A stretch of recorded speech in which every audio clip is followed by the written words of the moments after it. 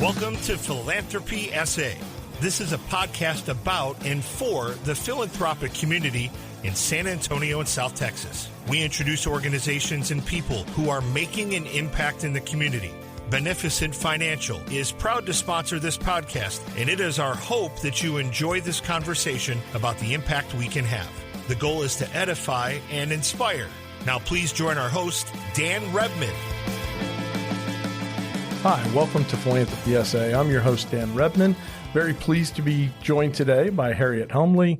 She is recently retired, but most importantly, relevant to today's discussion, was one of the founding members of Social Venture Partners San Antonio. And we also have the executive director of SVPSA, Becky Dinnin, with us. Becky, thanks for being back.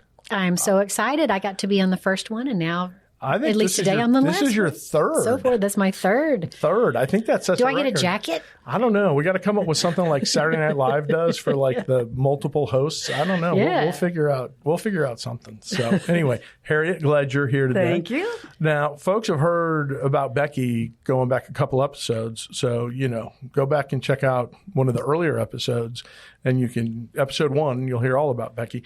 But Harriet, talk a little bit. You're native San Antonian. Yes. And so we were talking earlier about, your native San Antonian pre-med center, all kinds of stuff that's going on in this great Pre-1604. There you go. Pre-freeways. There you go. Back in the days when we had covered wagons. Okay. Long time ago. So talk about San Antonio. What makes it such a great place to live?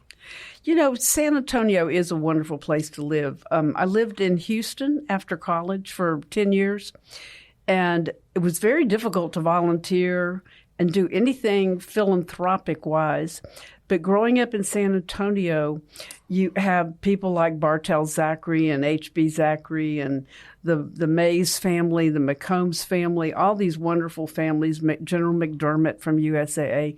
It was such a philanthropic community that when you get to a city like Houston, where it's difficult to sign up to do anything, it just leaves a big void. And you don't feel complete. I don't. I feel like I need to be doing something, giving back somehow. So San Antonio is a great place to come back to, having experienced that. And so I was really happy that was a long time ago, though. Well, sometimes you don't appreciate a place until you've been someplace That's exactly else. Right. That's exactly right. So, Becky, tell me how you met Harriet. Harriet and I first crossed paths, I think, when I was at the Chamber of Commerce. Right. And we were working on the Women's Awards program. Yeah. And she received one of the awards. And she also was kind of in a great class that year with several different people. The year after that, I got to know her because we would always do a tribute video about each one. And I thought, well, gosh, that's amazing. But she also sat on that committee for many years after that. 1 year led by Mary Rose Brown, one led by Sonia Medina Williams. And so she was sort of my introduction into meeting people. She's opened doors for me. She's called me and said, hang in there, girl, a lot. And so we've just been very dear friends ever since then. And that was probably almost 20 years ago. Very good. And tell us a little bit about Social Venture Partners San Antonio. Give us that, 20,000-foot view, because we're going to get into the origin story with Harriet momentarily. But you do the best job of telling people what Social Venture Partners is and does. So why don't you do that for us, please? Well, Social Venture Partners San Antonio is one of 30 different affiliates around the world. But what we do uniquely is we give our time, our talent, our treasure, our ties and testimony to nonprofits. We feel like there's a greater return on the impact of our financial giving when we dig a little deeper and roll up our sleeves a little bit and get to know those nonprofits, understand the community, learn a little bit about what causes are and how we can get closer to upstream and helping with things, their crisis points before they get to be there. And a lot of the work we do is also just learning about a lot of different types of nonprofits and the role they play in the whole system. But this was started 10 years ago. And the reason we're doing this is it's our 10th anniversary. And it happened because of 3 of our founders, and Harriet is one of those. She'll tell us a little bit about how she discovered it, but this is it's just a wonderful place to be. We've had a lot of impact since then, we'll get to later. But I want her to tell the story about how this crazy thing got started. Absolutely. Okay, well, Yeah. I don't even need to be involved here. Well, she teed you up to talk about how Social Venture Partners San Antonio came to be. Well, it was 10 years. Well, actually, it was probably closer to 11 or 12 years ago. My niece, who lived in Seattle, and she worked for Starbucks in their executive group, and one of their primary customers was a guy named Paul Shoemaker, and we called him Shoe. And he would always go into Starbucks. Well, he kept talking to my niece, and he brought her his book one day called the I Can't Not Do book. And he gave it to my niece, Gail, and she looked at it and kind of laughed, and she said, well, I'm not your person, but I have an aunt in San Antonio, Texas, and she is a can't not do person. So if it's okay, I'm going to send her the book. And he says, that would be great. We're trying to get a chapter going in San Antonio, and we didn't have any contacts. So ironically, John Eady, who was head of Covenant at the time, or started Covenant, he got a book from a friend and a client in Austin that was involved with SVP in Austin. And so he read the same book over the holidays. So we come back into the office after the holidays, and he walks into my office, and he shows me this book, and I pulled it out of my drawer, and I said, you mean this book? And so that's really, we said, we got to do it. We just got to do it. So it was too great an opportunity to pass up. San Antonio really needed something like that to kind of help the nonprofits.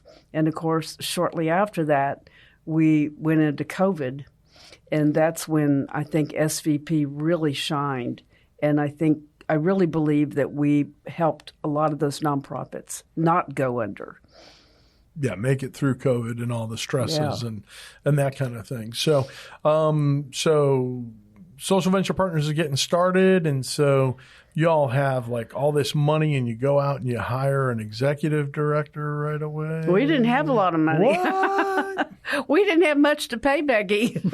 No, but didn't you run it before Becky came on board? Yes, I did. We did raise some money, some seed money. I wish we had made more money to pay her, but the purpose of SVP also was not to give money to nonprofits, but to give our talent. Yes, give some treasure, but to give them our talents and help them develop their own nonprofit and strengthen that. And that's when Becky came in and developed the fellowship program, and we did Catch a Fire and all of these things that really started benefiting the nonprofits. But the purpose was initially to find people, business people that had talent to donate to the nonprofits. Absolutely. And I can assure everybody that Becky is still tragically underpaid, and that her superpower is a high tolerance for pain. Yes. So that's, we're blessed to have her with us. So Social Venture Partners is getting going, and y'all are kind of like, okay, we're going to form this thing. We're going to do this thing. How did you start getting partners? How did you get people to come on board and join? You just put the pressure on them. We started with our clients. we explained the mission of SVP and why it was important, the uniqueness of it in San Antonio, because there wasn't another organization like SVP. And so they were happy to get involved. They were happy that they didn't have to do a whole lot, but they were happy to donate money and get us going.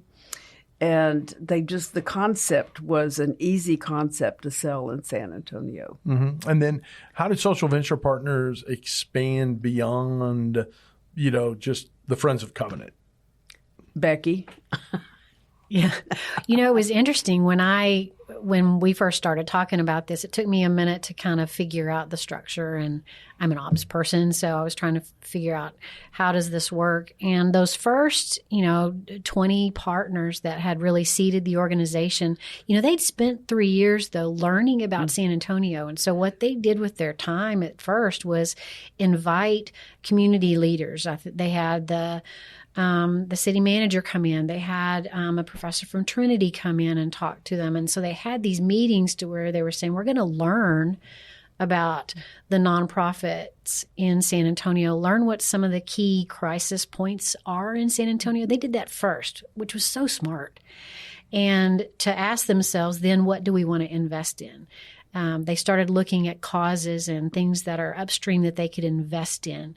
And that early group before I came on decided that children and education were something they wanted to lean heavily into, because knowing that is something that if you can provide services early in life, especially for youth that may not have a lot of opportunity, and that's where they found Youth Code Jam. Yep. And so that first grant was Youth Code Jam. I understand there was a good debate on what they were going to invest in, and they came back around to, we also want somebody who's doing something innovative. And at the time, Youth Code Jam was brand new.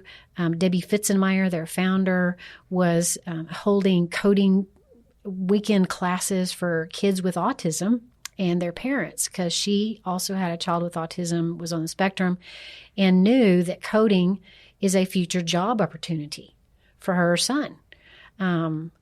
Long story short, her son is now very highly employed in California, doing great and amazing things, and Debbie Fitzenmeyer still works with us. But that was the first investment, and I think the success of that and having 7 or 8 partners and really dig into what they were doing and learning how to grow that nonprofit was just as much a learning experience for Debbie and Youth Code Jam as it was for our whole partnership. And so I was lucky. I came in right after that to begin to just build the network and tell the story. And we now had this great success story. That was 2019. Mm-hmm. We started to do another round of grants and selected 3 nonprofits and 3 programs, and they all failed.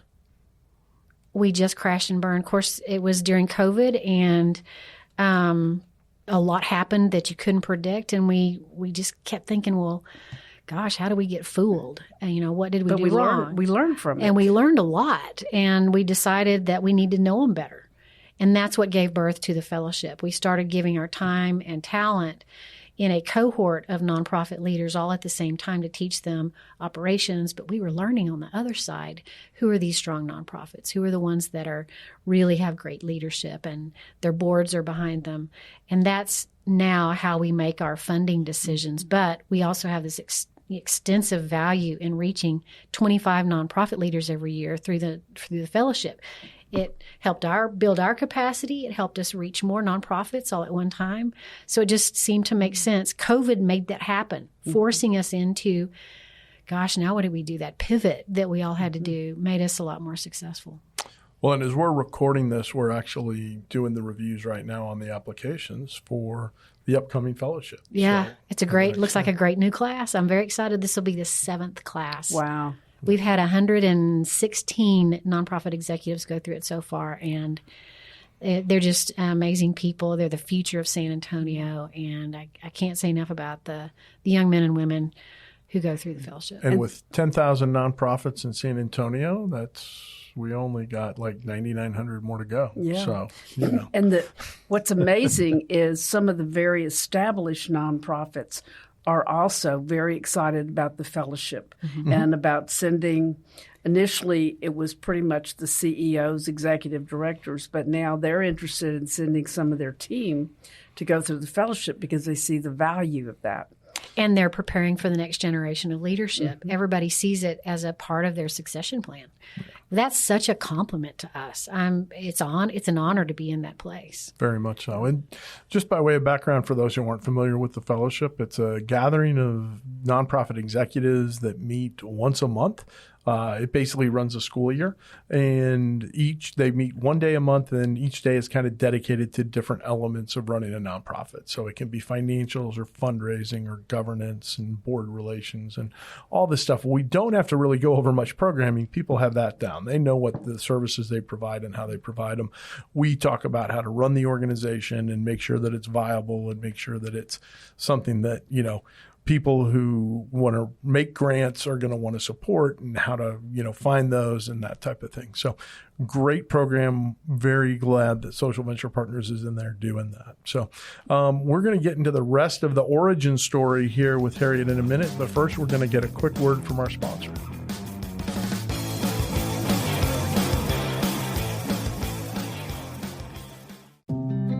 What legacy will you leave? When those who come behind you follow in your footsteps, where will the journey lead? Will it lead to faithful stewardship of time, talent, and treasure? Will they become the beneficiaries of a life that was blessed beyond measure? Our legacy is being created with every decision, and what we invest in reveals our priorities and our convictions. In the end, did we build on reaction or intention?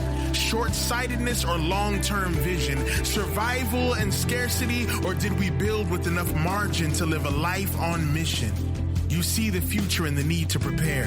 You have a dream of the life that you want to live and to leave, and we're here to help you get there, to a place where you're truly leading life instead of allowing life to lead you, where investments are personal, multiplicative, and purposeful, to a place where you live a life of impact long after you've passed the baton, and what you set in motion continues with longevity after you're gone.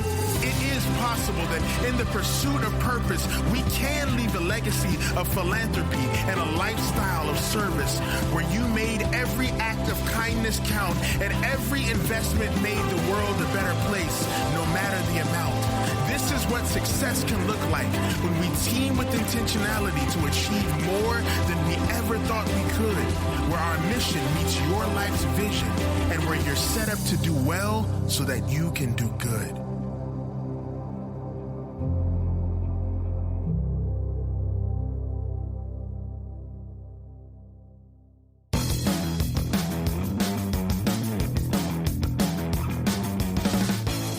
Thanks for joining us again today on Philanthropy SA. I'm your host, Dan Rebman, joined by Harriet Helmle and Becky Dinnin from Social Venture Partners.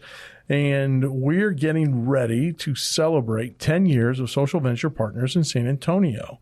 Becky, real quick, why don't you tell us about the event itself and what all is going to be involved and who we're going to be celebrating? Because Harriet will downplay what she's done. And we're going to celebrate Harriet. We're going to celebrate her and John Eady and Justin Paul, our three very visionary founders of Social Venture Partners, and embarrass them with stories of how they've changed lives. And we'll talk a little bit during the program about what philanthropy means to them and how they developed that spirit of philanthropy. All three of them have very humble stories. And I think it's going to be a really great time for people to understand. A lot of people don't know Harriet's original, heard the story of what makes her tick, if you will. Right. And this is a tease. You're not going to hear it today. You're not going to hear it until we get there. And it's September 29th. And you can register on our website. You can call me. Most people who hear this, including your mom, will know how to reach me. But we are very excited about it. It's a lunch, so it's not anything that's at dinner or weekend. It's during your day. We hope that you can meet us there at Security Services Credit Union on the 29th of September. Very good. This is like their big fancy building. It's a fancy, cool place. And you've driven by it and probably gone, wow, that's and they're really nice. Very generous. Shout out to Security Service. They're one of our partners, our corporate partners. They're giving us that space because we're a nonprofit. A lot of people don't know that that's available to them. So I'll shout out to them for being so generous with their space. Yeah, absolutely. Absolutely. So, and people who have, like my mom, who have listened to a couple of my podcasts, know that I normally do ask the question, how did you get involved in philanthropy? And we intentionally did not ask Harriet that today because to hear the story, You got to come on the Come to 29th. So there you go. That's a tease. You better sign up. It's good. It's And so We're good. going to run out of spots. And because it's going to be in such a cool venue, Yeah. I'd be remiss if I didn't mention that there's plenty of opportunities for sponsorships and all kinds of stuff there. Yeah. So we definitely would love to have people there. It is actually a great way to get to see Social Venture Partners in action and just get to see what it's all about. And when you walk away, you'll know if that's something that you need to be involved with. I'll put it that way. So, but let's go back to this origin story a little bit. Harriet, so you and John are sharing that you've read the same book. You're going to do this. How did you decide what you're going to do first? That's a great question. Because I never anticipated that they would point the finger and say, you are the new executive director. I have never been an executive director before, and I wasn't really sure what to do. So a lot of it was just intuition on what needed to be done. The first thing that needed to be done was find partners that would be willing to put up some money, serve on the board, because we had no board, serve on a board of directors, and give us guidance as we worked through this startup of this. I did talk to a lot of people like the Chamber, Medical Foundation, other nonprofits, San Antonio Area Foundation. They were a big help because they agreed to handle the money, which they're always happy to handle the money. But they gave us a lot of direction on how to get going. And then from there, it was recruiting partners, trying to tell the story. Mainly, we told the story. We gave out a lot of books on Can't Not Do.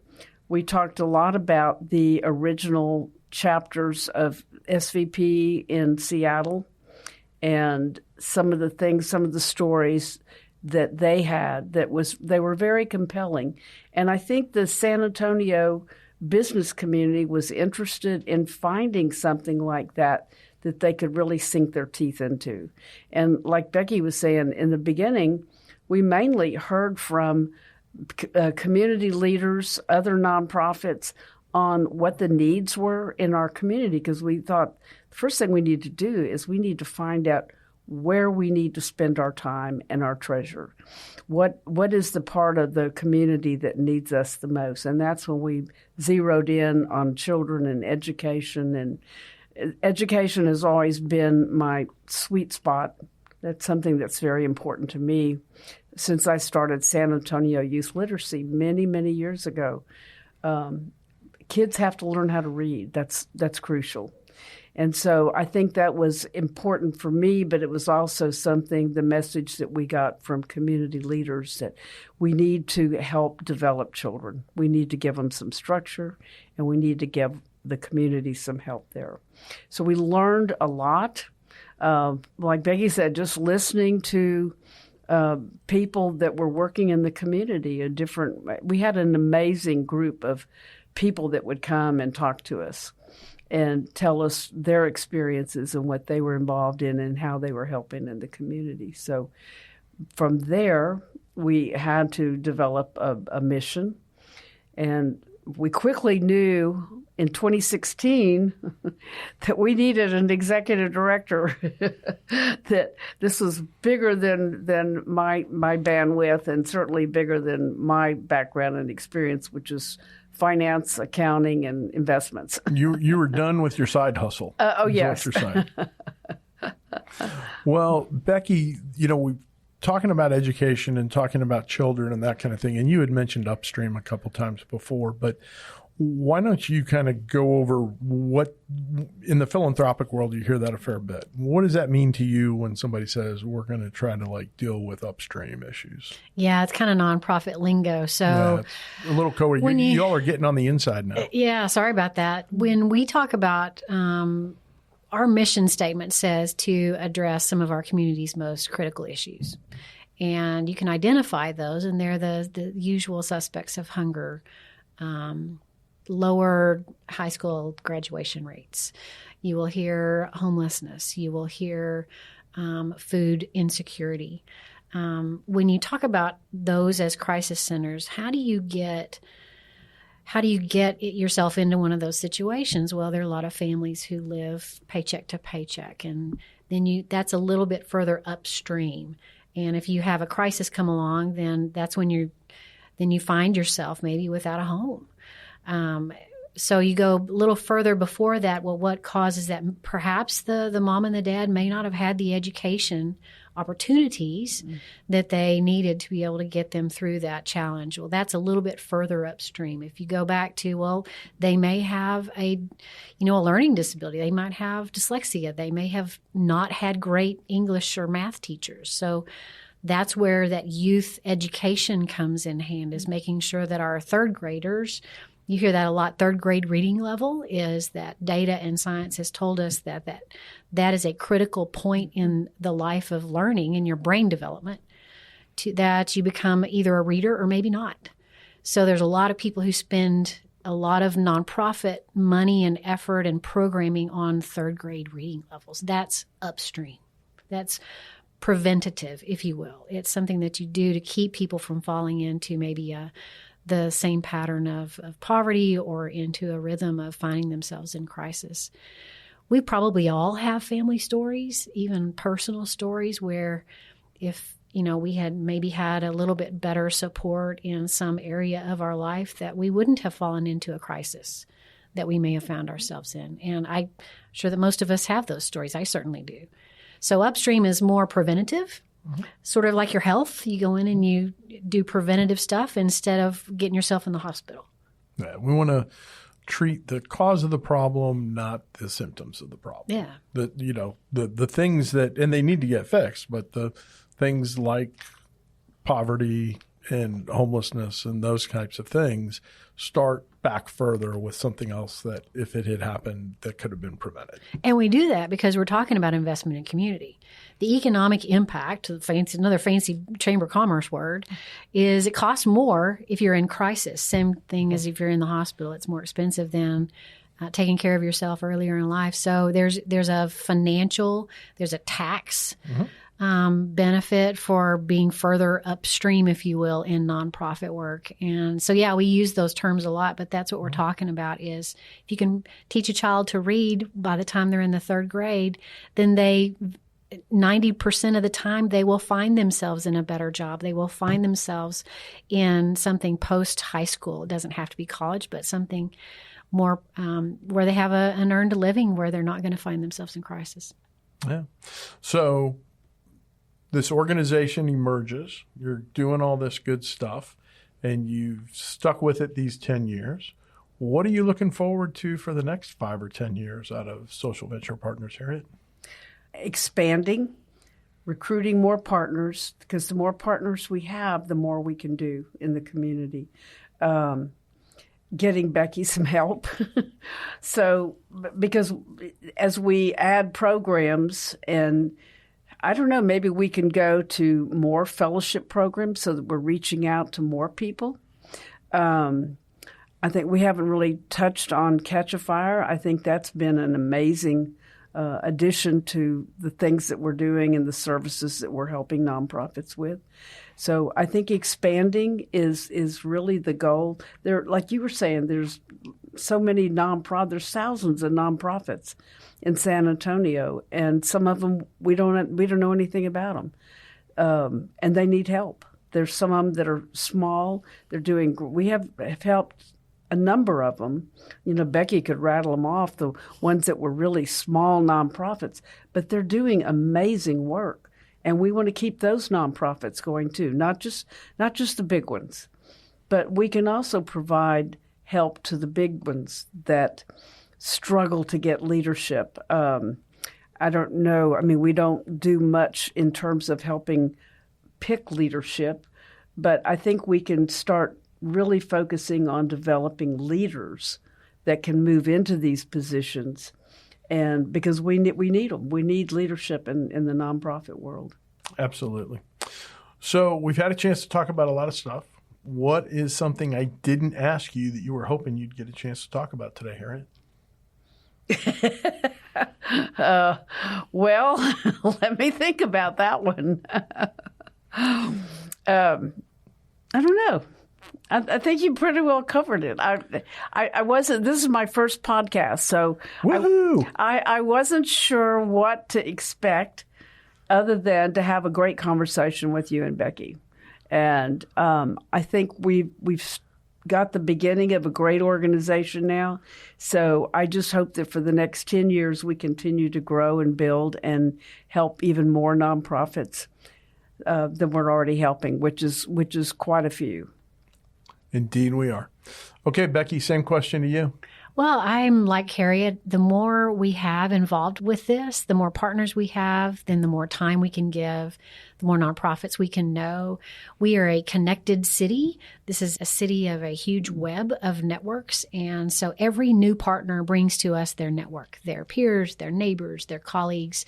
And with each new person, you see this large group of impact in ways that we can kind of expand the work. We talk about how we can grow, and one of the things we're leaning hard into, and Dan, you're helping with this, is we believe that philanthropy is more than somebody like Warren Buffett. Philanthropy is everybody. Giving your time is a philanthropist. It doesn't cost you anything.